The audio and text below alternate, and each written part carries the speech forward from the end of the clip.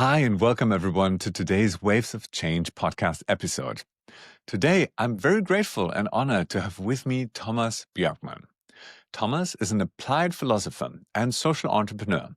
After a successful career in business 15 years ago, he founded the Ekskäret Foundation with the aim to explore inner personal growth and development and societal change. Tomas is also one of the initiators of the Emerge Lakefront project. In this episode, we'll be speaking about the Lakefront project, about meaning making in a world in transition, and about catalyzing societal change. Welcome, Tomas. Thank you. Thank you for having me on your podcast. I'm very much looking forward to our conversation in which we will exploring all kinds of different fascinating topics. And as the first question, I wanted to ask you, who are you? Maybe you want to share a little bit about yourself. Yeah. So I'm Tomas Björkman. I'm Swedish. Haven't been living in Sweden for many years. I studied mathematics and physics, but spent most of my early productive years in business. Been a serial entrepreneur, started businesses in IT, property, and in banking. Sold my banking business some 15, soon 20 years ago, and had the opportunity to set up my own foundation, the Ekskäret Foundation, the Oak Island Foundation, focusing on the intersection between personal inner growth and development and societal change. And out of that initiative, the Ekskäret Foundation, there has been a number of other initiatives like Perspektiva in London, the Emerge project, the 29K digital platform, non-profit digital platform for personal growth and development, the K9 co-living in Stockholm, and the inner development goals, co-creation loft in Berlin, a number of initiatives. And now the latest of my initiatives or co-initiatives is where we are today, and that is the Lakefront, the Emerge Lakefront project. Thank you, Thomas. I find it so fascinating, all these different initiatives that you co-initiated, that you bring to the world. And my first question on that is, what drives you? Where do you take your motivation from?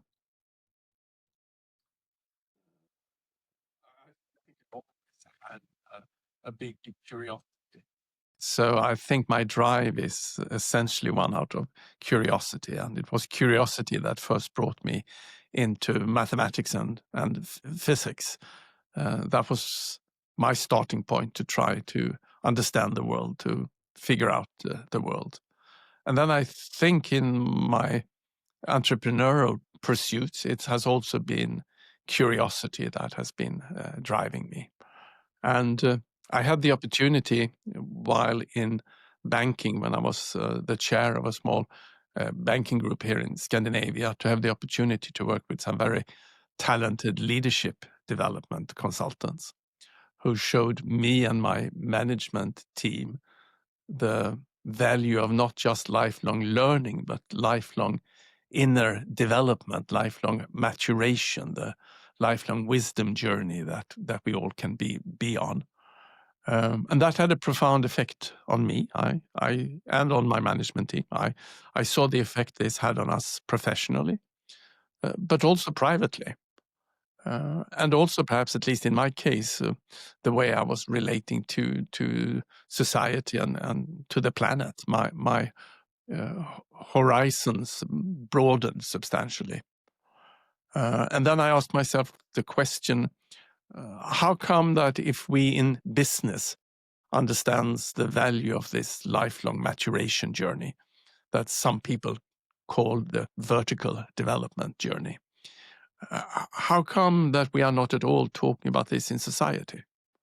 And that was really my curiosity to dive deeper into these fields of management training and later adult developmental psychology, and to see the relationship between our capacity to deepen and extend our understanding and meaning making in this world, how profoundly beneficial that could be, not just in an organizational setting, but also in society. And then you also wrote a book on this topic. Maybe you want to share a little bit about that one. So, 3 books. The first one, when I came out of the banking world, I wrote a book called The Market Myth that really explores both the benefits but also the misconceptions about the market, what the market is good at and what the market cannot deliver. And many of the most the things that we value the most as humans are things that the market cannot deliver, especially the important things in society, like trust in society and things like that. My second book is called The World We Create, and dives a bit deeper into this connection between personal inner growth and development and societal change, and in particular the fact that we need to wake up to the fact that our human world is to a very large extent a human construct.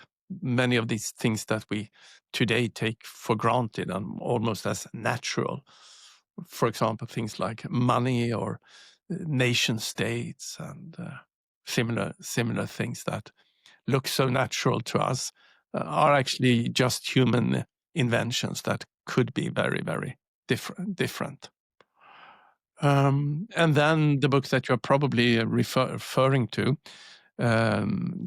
together with my friend and colleague Lena Andersson and myself, we developed a book called The Nordic Secret,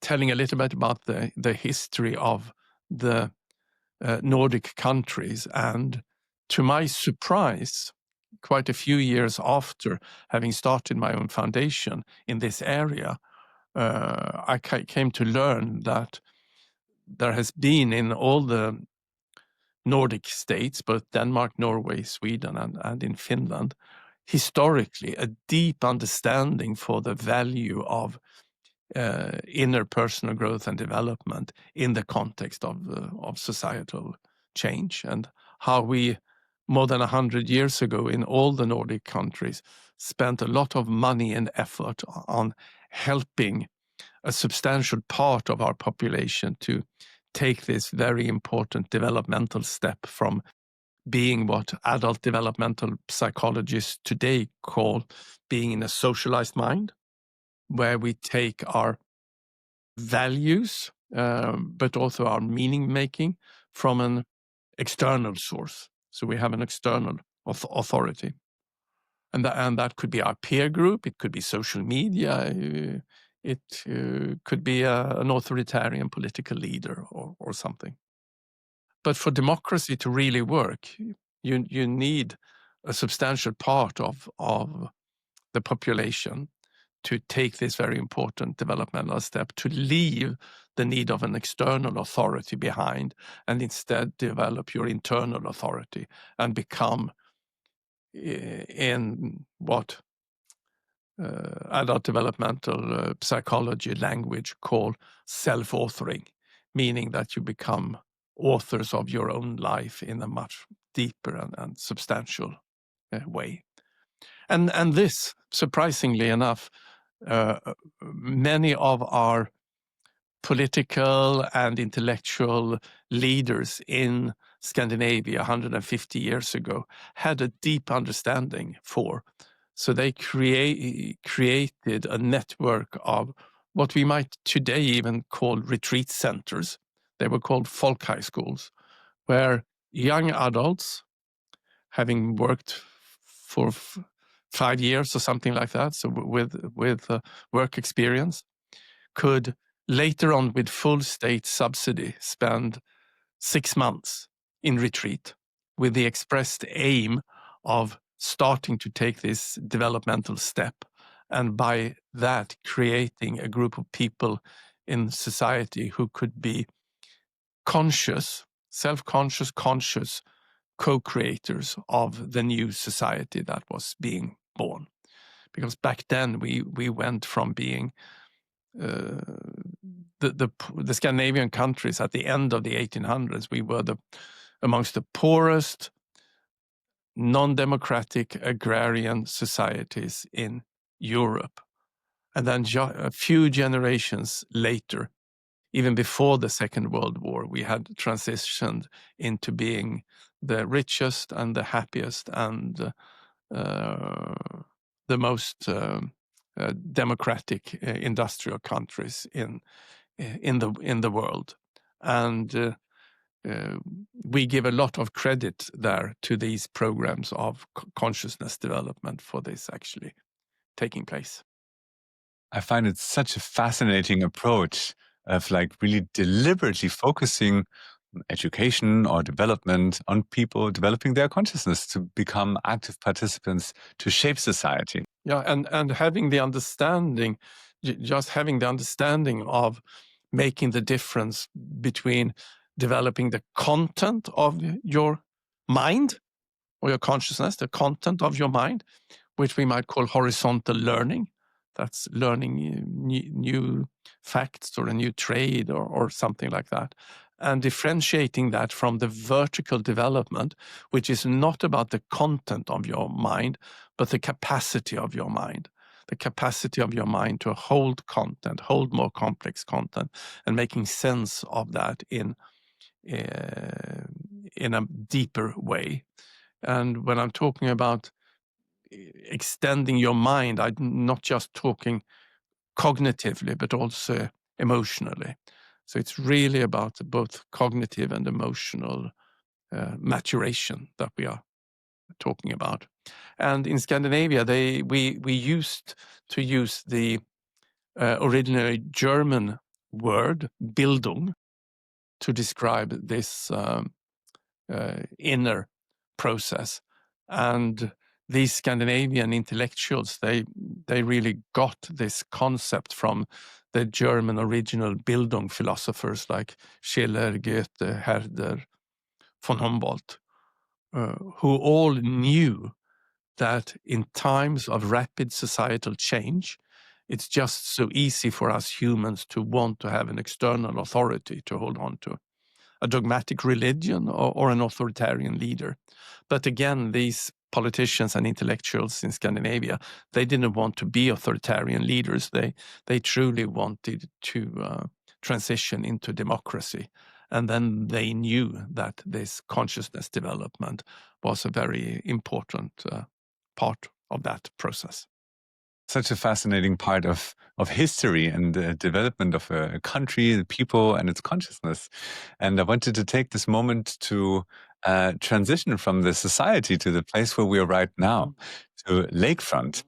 And in the last couple of weeks, you've been also offering and co-facilitating our 10-week program, which also, I see it, had the intention of sharing some of this knowledge on different dimensions for our development. Maybe you want to share a couple of sentences on this program in the context of Lakefront. Yes. So what we are trying to create here at Lakefront is, of course, a co-living community that is also a developmental community where we can support each other both in our individual growth journeys, but also in the projects that we are working on.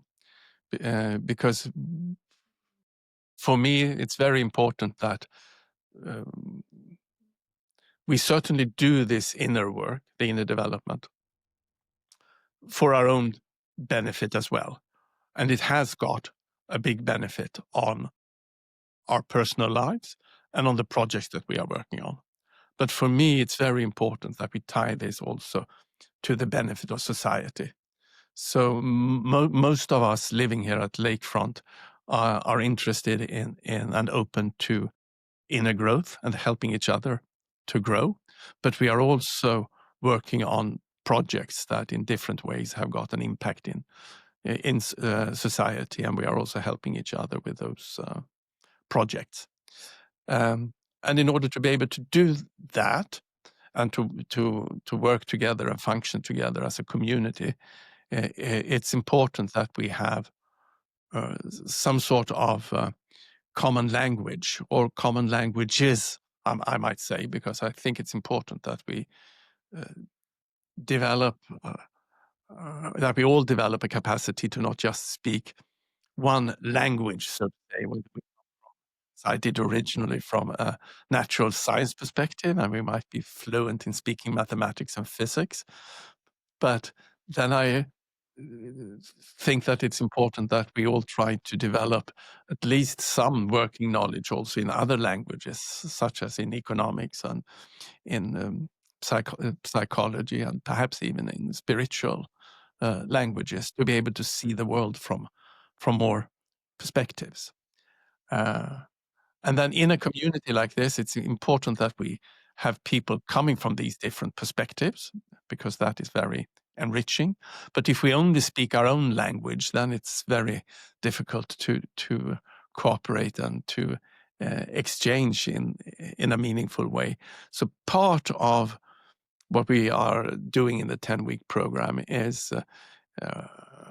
helping us all develop a little bit knowledge in these different languages, and trying to understand the world from, for example, a complex adaptive systems perspective. I find that very explanatory when it comes to the situation where the world is today, and we might come back to that, where we have a world system that is breaking down and a new world system that might want to be born. So analyzing and understanding that in terms of complex dynamic systems is very helpful. But it's also very helpful to see the same process from a adult developmental psychology perspective, or even from a spiritual perspective. So that is what we're trying to do in the 10-week program. We are also in that program using the framework of the Inner Development Goals, the IDG framework, and talking about how we can develop in the different dimensions, such as being, thinking, relating, collaborating, and acting, and what it could mean and how we could support the development in these different dimensions. Thank you for giving this overview. And I can imagine that people listening right now are really curious as well in Lakefront as such, and also in this 10-week program, but also the IDGs. And I wanted to ask you, if we zoom out a little bit, like why did you start Lakefront in the first place?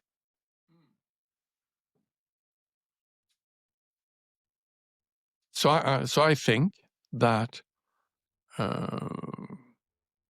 the world right now is going through a deep structural shift. The old paradigm of the industrial, rationalistic worldview that has dominated first the West and then most of the rest of the world for a couple of 100 years, and that has been very helpful, what we today might call modernity. And of course, we started with the Enlightenment, when we went from a religious dogmatic worldview into a scientific rationalistic worldview. And that worldview has, of course, been very beneficial to humanity. That worldview has given us everything from modern medicine to human rights and democracy. And we wouldn't want to be without it.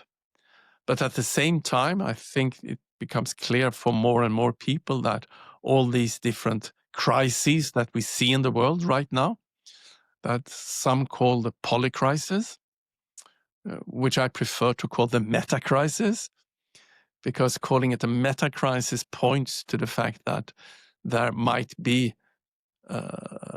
some underlying causes that gives rise to all these different crises that we see, that all the different crises that we have today, like the environmental crisis, the crisis in democracy, the crisis in psychological health, and we could just go on, that those crises are more symptoms of an underlying crisis. And that crisis is really that the world has become too complex in many ways, both technologically more complex, but also sociologically more complex, subjectively more complex. As the world is shrinking, we come in contact and we realize how dependent we are on people with completely different worldviews and cultures and backgrounds. And life in late modernity, where we are right now, is much, much more complex than life was just, say, 50 years ago.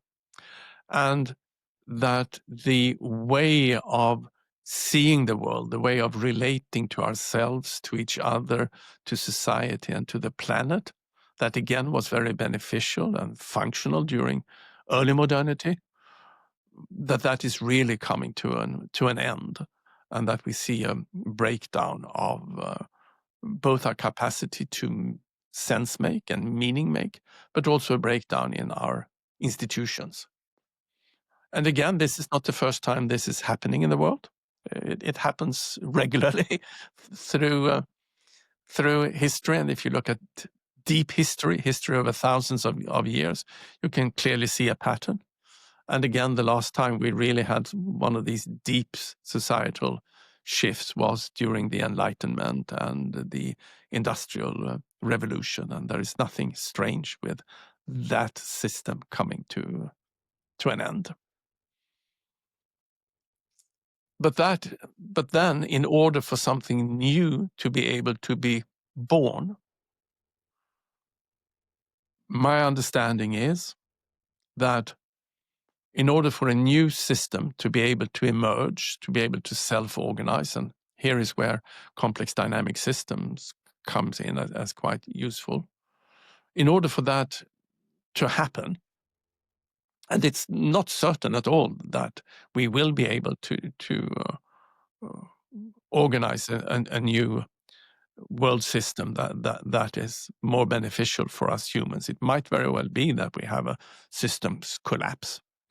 But if we should be able to organize a new system, then it will certainly be dependent on the components in that system, and that is us humans being able to relate in deeper and more complex ways, both to ourselves, to each other, again, to society and to the planet. And for me, that is very much the question of consciousness development. That is what we're talking about when we talk about the IDGs, the inner development goals, making that more tangible and possible for more people to find a language to talk about that. But understanding is just the first step. Then the next step is living it.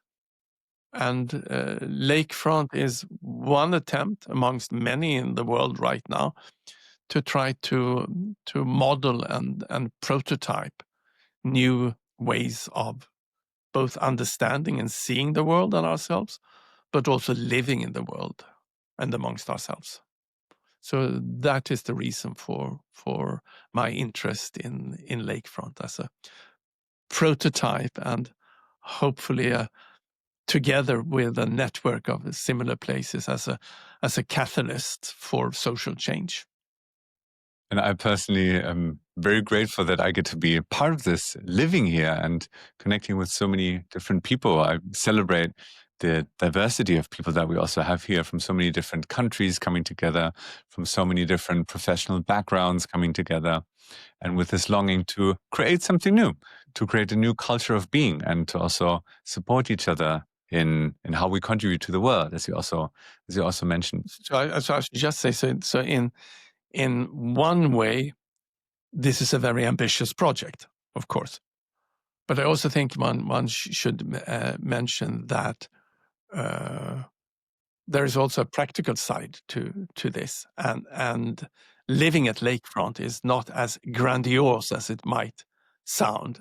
It is also just a place where we can have very good and very pleasant everyday experiences together. So it's both an ambitious project, but it's also very low scale and humane and human at the same time. What are some of the humane daily activities that you enjoy here? Well, there are so many different, but I enjoy every now and then, not every evening, but every now and then having a meal together and sharing about what has happened during the day and what's going on in our lives.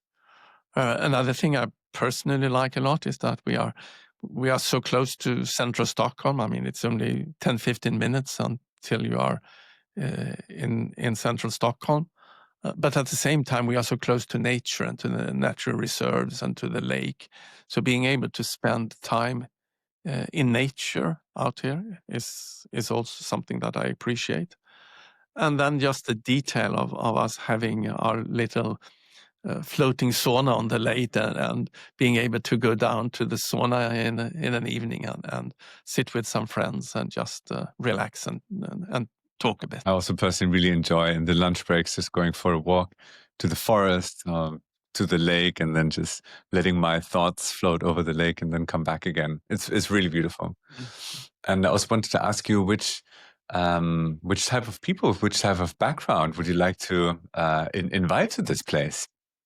Well, as you said, I think that we are trying to have a very diverse background. Everything from scientists, philosophers, to artists, writers, psychologists, facilitators, people who are really open to, as we said before, both being on their own developmental journey and supporting others on their developmental journey, but also wanting to somehow contribute to this societal shift in different ways. But again, that could be coming from very, very many perspectives, and you definitely do not need to be a high-flying social entrepreneur with a big international change project. You could be working on quite small and mundane things. The important thing is not your projects, but the attitude you approach your projects and the world. What a beautiful invitation. I hope that people listening right now or watching this feel invited and then reach out to us. And I wanted to ask you, maybe you want to give us a little overview of the ecosystem. Lakefront is embedded. You already mentioned a couple of things. Just that people listening have get a clearer idea of how does that connect to other initiatives? It's a complex picture and a complex ecosystem, and it depends on where you draw the line. Of course, we have the closer projects that I or my colleagues have been involved in starting, like Perspektiva in London, in the development goals 29K, the co-creation loft in Berlin, and so on. But if you go a little bit broader, I would say that Lakefront is in a wider intellectual ecosystem that you could call something like a postmodern ecosystem. And I need to explain that a bit. We were talking about modernity and that modernity and the modern mindset and worldview is not really working any longer, and that mindset, again, rationalistic, instrumental mindset might even be causing many of the problems that we see today. And then we have had the very wise philosophical critique of modernity that we usually call postmodern philosophy, postmodern worldview, where we are starting to deconstruct the modernistic worldview and mind and show the blind spots of modernity. start to see hidden power structures, and we're starting to see that the progress narrative and even the scientific narrative is a man-made narrative. But then the conclusion of the postmodern thinking is usually ending with a deconstruction and coming to some sort of conclusion that everything is just narratives and language games. So we might just as well just give up, and that the only thing that counts is really power. And again, the postmodern critique of modernity is very good, and we need to integrate and understand that critique. But we also need to move on beyond that critique, so include and transcend, and go to some sort of reconstructing postmodernism or postmodernism. Two terms that are sometimes used for this way of going beyond postmodernism is either to talk about an integral worldview or a metamodern worldview, and I use both of them. I think the metamodern might be the more the broader term that I prefer. And when we are already on this level of society, and I know that you're very enthusiastic about this topic, where do you see our society going? Like, what is the transition of our society? What do you sense? Yeah, so I should just conclude your earlier question there of the ecosystem. So with this understanding that we are somehow moving on beyond the postmodern worldview, in that ecosystem there are many organizations working, and there are also many initiatives like Lakefront, communities springing up, coming from different perspectives. Some might come from a biological regenerative perspective. Some might come from a spiritual or religious perspective. Some come more from a secular metamodern perspective. But it is really encouraging to see how many initiatives there is all over the world. And I think that one of the important things for us to do now is to really start learning from each other and to form a network or a network of networks, and perhaps also make many of the actors in this broader ecosystem start to realize that even if we come from very different backgrounds, even if we speak different languages, so to say, that it's really the same fundamental problem that we are addressing, and that is how can humanity take the next developmental step as a civilization and create something new. And I like the quote from Charles Eisenstein, who is talking about the more beautiful world our hearts know is possible. So I think that we are all on that journey, but coming from different angles, and that there is a lot that we can learn from each other in that quest. And I think it's very beautiful to see that there are so many different initiatives in the world, as you said, like striving towards a similar goal, maybe with different forms and expressions and languages. But I also totally resonate with the Charles Eisenstein quote. It's for this more beautiful world. So what do I see, to answer your second question? So what do I see? Well, I think it's part of the problem is that it is difficult to see. And it was more easy 100 years ago to have a vision for where we wanted the world to be in 50 years or 20 years. Right now, we have a technological development that moves so quick that we have no idea what the world will look like, what the technological possibilities will be like in 20 years, not even 10 years. Perhaps as AI is developing right now, not even in 5 years. So that makes it very difficult to have a clear vision of the end state. Where do we want to be in 50 years?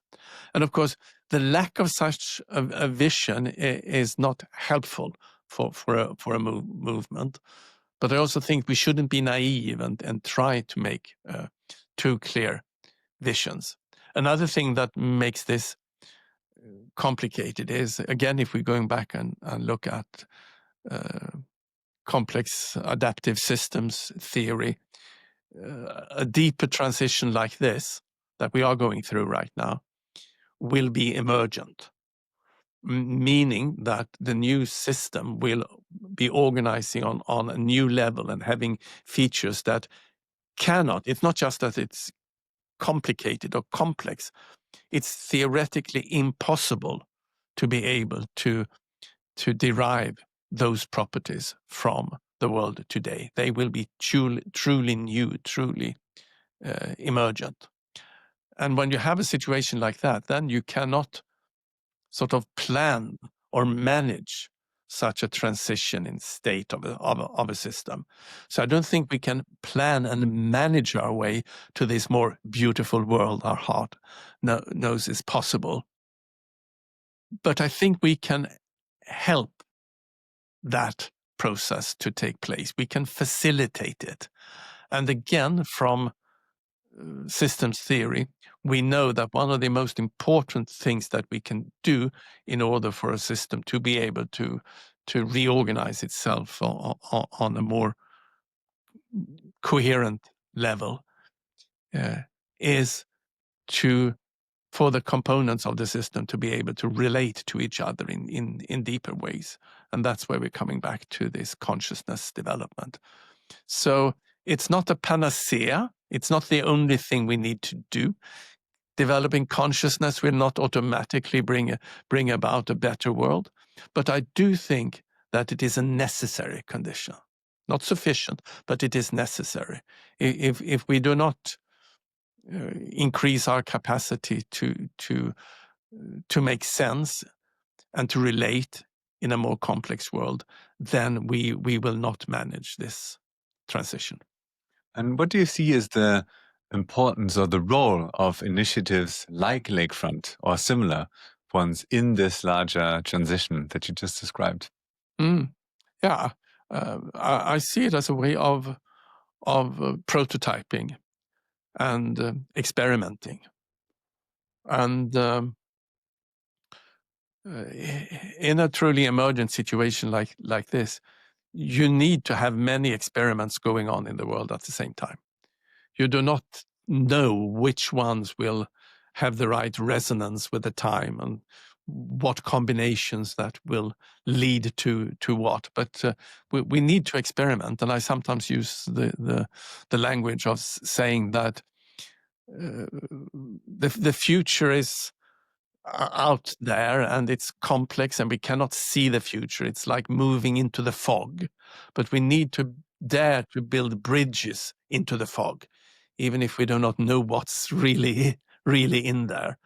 And just like a venture capitalist, you cannot know exactly, even if you do very good research, exactly which of your 10 VC investments that will be this unicorn, if any. The only thing you know is that many of your investments will fail, and that's okay, because perhaps one or two will thrive. And I see this a little bit in the same way, that we need all of these initiatives in the world, not necessarily because I believe that what we are doing here at Lakefront will be the big breakthrough.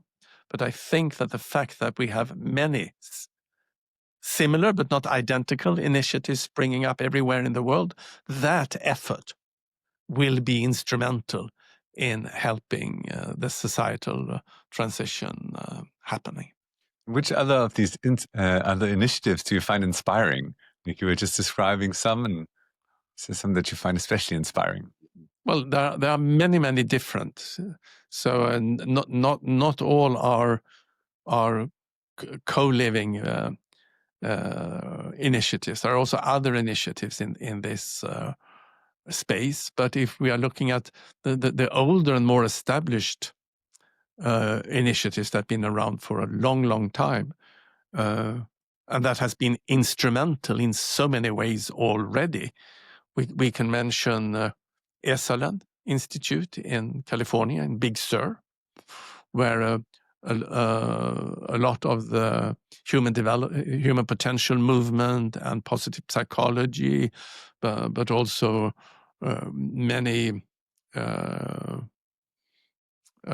praxis like Fire and Gestalt psychology came out of Esalen, and that's still very much alive. Beautiful natural setting. That's also catalytic in this case. I certainly believe that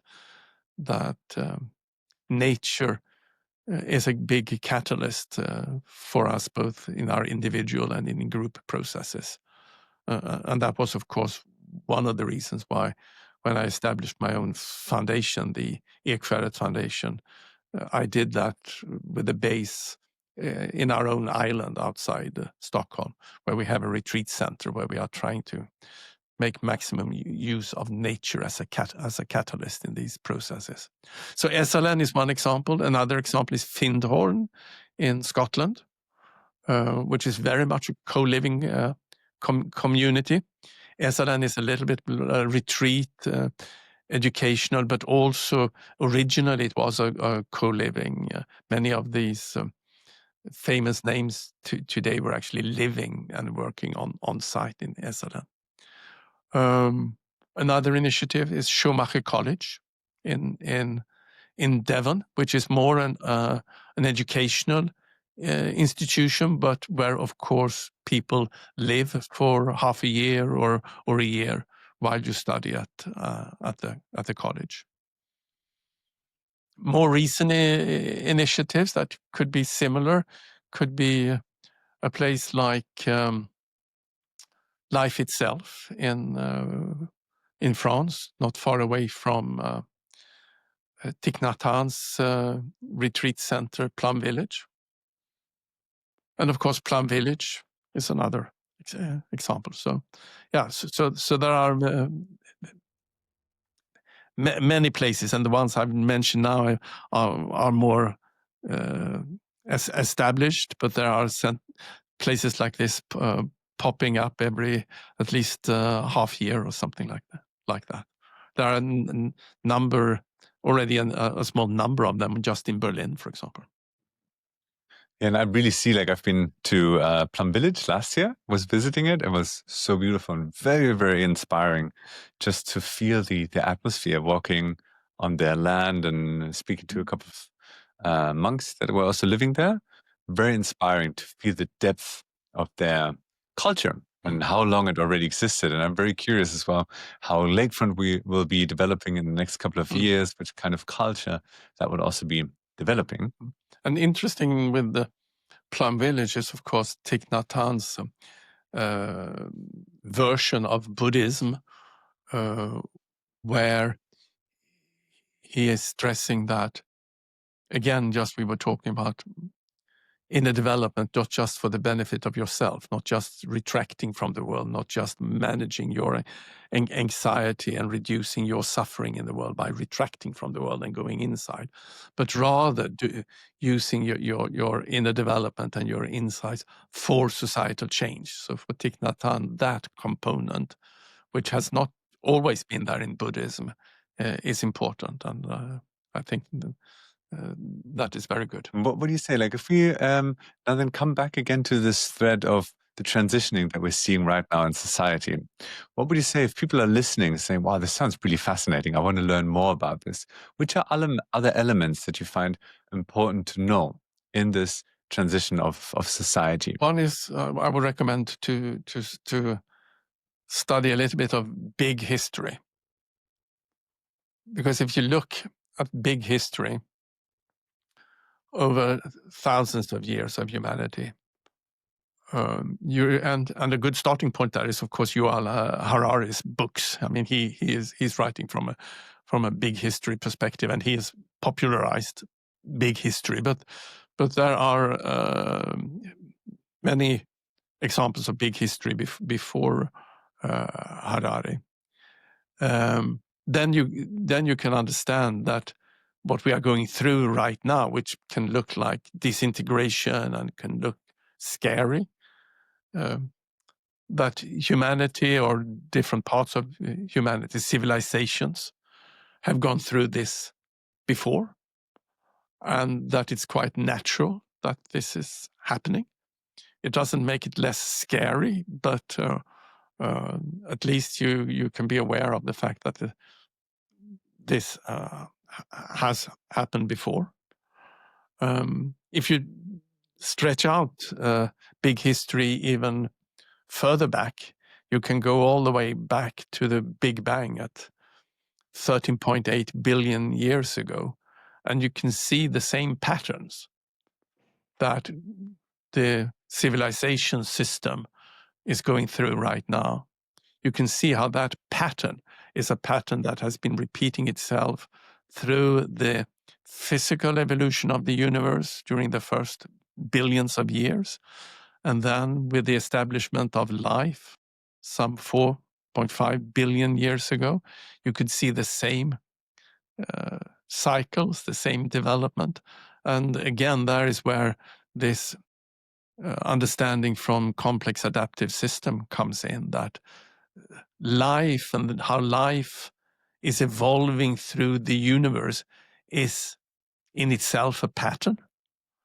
And on Earth today, we humans are sort of playing a very important role in that evolution of the life force in the universe, and certainly on the Earth.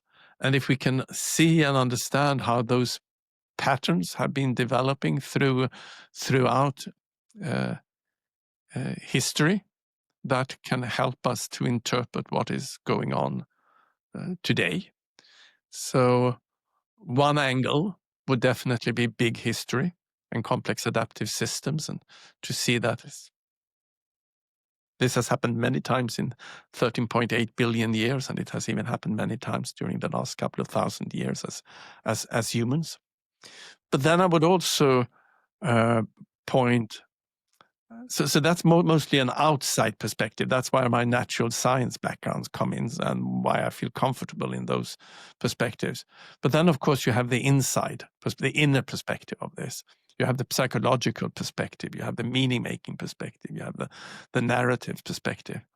And to understand a little bit about meaning-making and inner development and psychological maturity can also be very helpful.